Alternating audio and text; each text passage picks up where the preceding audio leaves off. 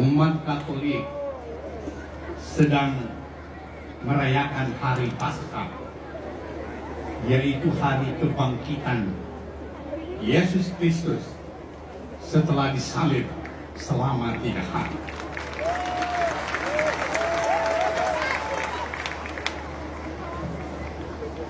Perayaan Paskah Oikumene ini yaitu perayaan Paskah yang dilaksanakan secara bersama-sama, walaupun dengan denominasi gereja-gereja yang ada, karena masing-masing gereja juga biasa melaksanakan hari Paskah.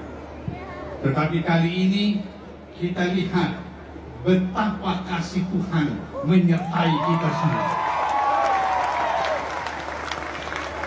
Karena Ko Henry bisa melaksanakan kegiatan Paskah Oikumene, mempersatukan seluruh gereja-gereja yang ada di Sulawesi Tengah.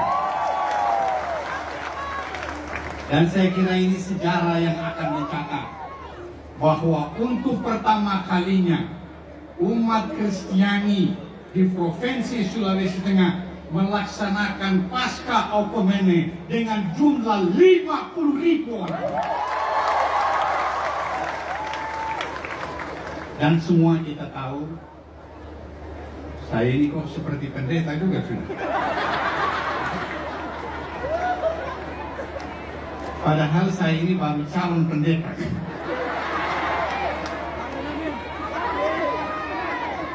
Pengorbanan Yesus Kristus, rela disalib, kemudian bangkit kembali untuk menebus dosa-dosa kesalahan umatnya. Bukan hanya umat Kristiani.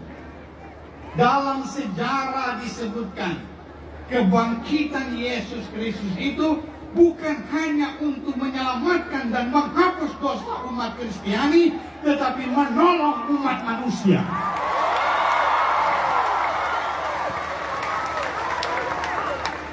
Itulah sebabnya lewat kasih Yesus Kristus kepada umatnya, rela disalib demi kepentingan dan menyelamatkan umat manusia. Oleh itu kita berharap umat Kristiani yang melaksanakan perayaan Paskah malam ini harus meneladani dan mencontoh bagaimana kasih dan cinta Yesus kepada sesama umat manusia. Kalau umat Kristiani cinta, kalau umat Kristiani sayang kepada Yesus Kristus, maka dia harus meneladani dan menggambarkan dan memberi contoh bahwa dia juga menyayangi umat manusia yang lainnya. Kalau itu dapat dilakukan oleh kawan-kawan umat Kristiani, maka Yesus Kristus di sorga merasa bergembira kehadiran kita semua.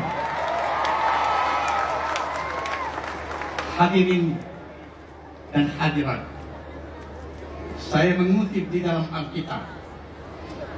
Nanti Pak Pendeta kalau salah ditegur Pak Pendeta. Karena saya belum pendeta.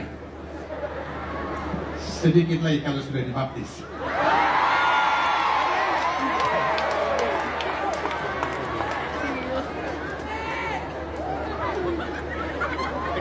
Saya ini disuruh bicara cuma sebentar saja. Ko Aciau bilang jangan terlalu lama. Tapi rasanya rugi kalau banyak orang begini bicara singkat. Apalagi pilkada tidak lama lagi.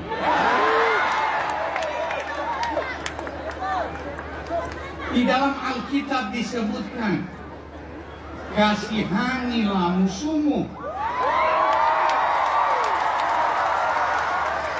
dan doakan orang yang menganiayamu.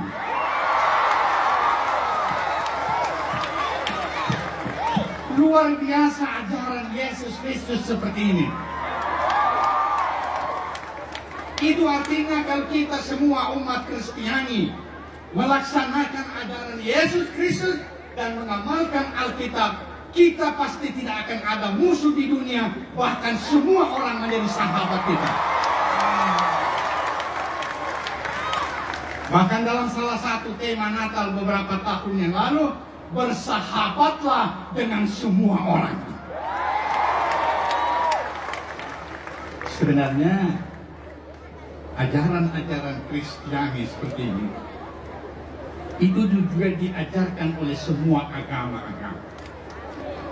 Semua agama juga mengajarkan hal yang sama. Kalau kita mencoba bicara soal agama Islam, Islam juga hadir di dalam membangun kasih dan sayang.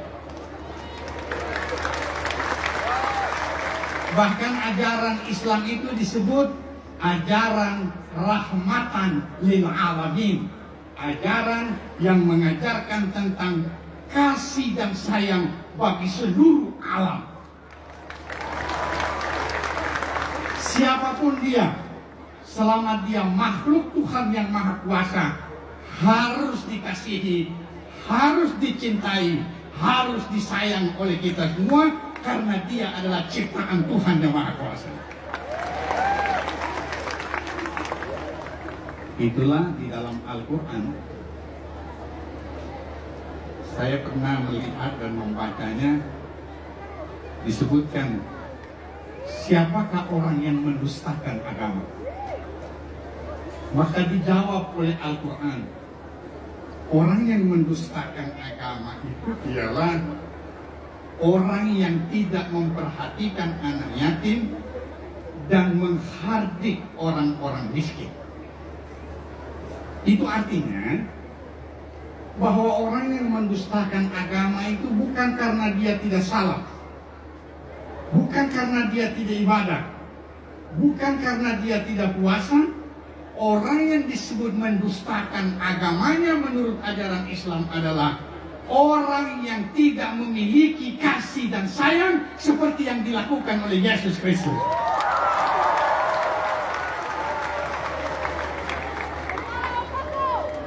Itulah sebabnya saya pernah menulis sebuah quotes. Saya berkata di dalam salah satu quotes saya, semua agama tidak sama karena ada perbedaan mendasar. Tetapi agama juga memiliki banyak persamaan. Agama memiliki banyak persamaan. Olehnya, pahami perbedaan dan kedepankan persamaan.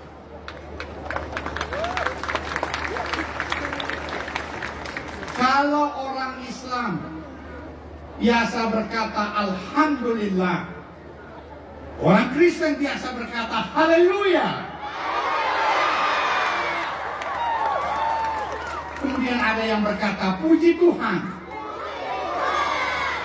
Dan orang Hindu mengatakan Astungkara,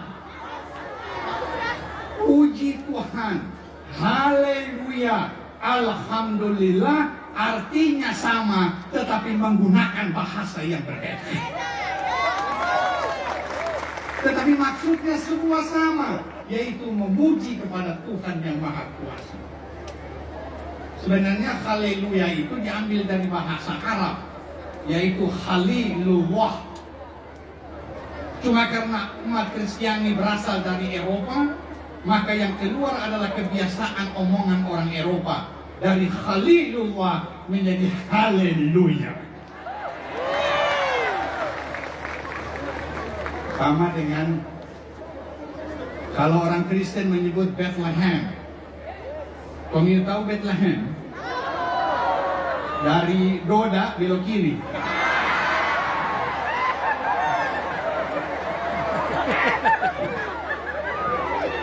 Bethlehem itu ada di Yerusalem. You know the meaning of Yerusalem? Rupanya hebat semua anak buahnya Pak Henry Mawan itu. Yerusalem itu artinya negara yang damai. Dari segi bahasa, di sanalah kelahiran Yesus.